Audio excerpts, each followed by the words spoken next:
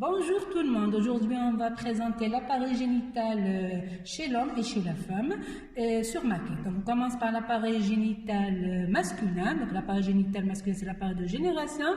Elle a pour rôle de générer, de stocker et de transporter le matériel génétique contenu dans le spermatozoïde. Elle est formée par les testicules, qui est l'organe de production, qui est une glande mixte qui produit les hormones masculines, telles que le testostérone, et aussi les spermatozoïdes.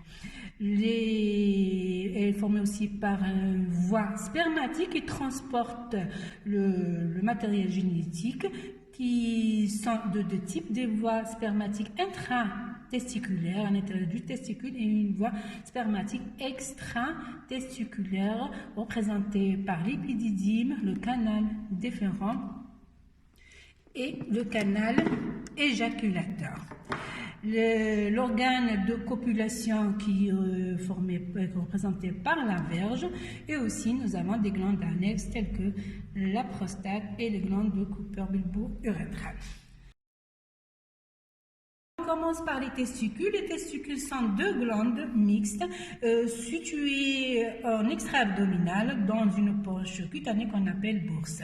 Les testicules fabriquent les spermatozoïdes et les déversent dans la voie spermatique. La voie spermatique, nous avons deux parties. Une partie intra à l'intérieur du testicule lui-même, ce qu'on appelle la voie spermatique intratesticulaire, qui se continue, qui se jette dans la voie spermatique extratesticulaire. La voie spermatique extratesticulaire représentée par l'épididyme, donc c'est un fin canal qui fait 6 mètres de long, qui coiffe le pôle supérieur du testicule et qui est présente 3 parties, la tête, le corps et la queue, qui se relient à un autre canal qui est le canal déférent, qui fait 40 cm et qui passe de l'extra-abdominal dans la cavité pelvienne, et il passe derrière la vessie pour rejoindre la vésicule séminale. La vésicule séminale, sa jonction avec le canal déférent constitue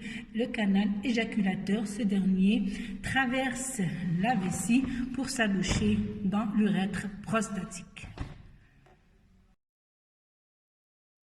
Concernant l'organe de copulation, représenté par la verge, elle est formée par 3 éléments. Nous avons le corps spongieux, à l'intérieur duquel on trouve l'urètre. Nous avons le corps caverneux, c'est la partie dure de la verge, et nous avons l'extrémité distale représentée par le gland qui est recouvert par le prépuce. Le prépuce, c'est ce qu'on enlève chez les petits garçons lors de la circoncision. Pour l'appareil génital féminin, nous avons les composés de 2 parties, les organes génitaux internes et les organes génitaux externes. Les organes génitaux externes sont représentés par les ovaires, les trompes, l'utérus et le vagin. Et les organes génitaux externes sont représentés par le vestibule. Pour les organes génitaux internes, nous avons d'abord les ovaires. Donc les ovaires sont 2 glandes mixtes. Donc c'est l'équivalent des testicules chez la femme, produisent les hormones sexuelles féminines et aussi produisent les ovules.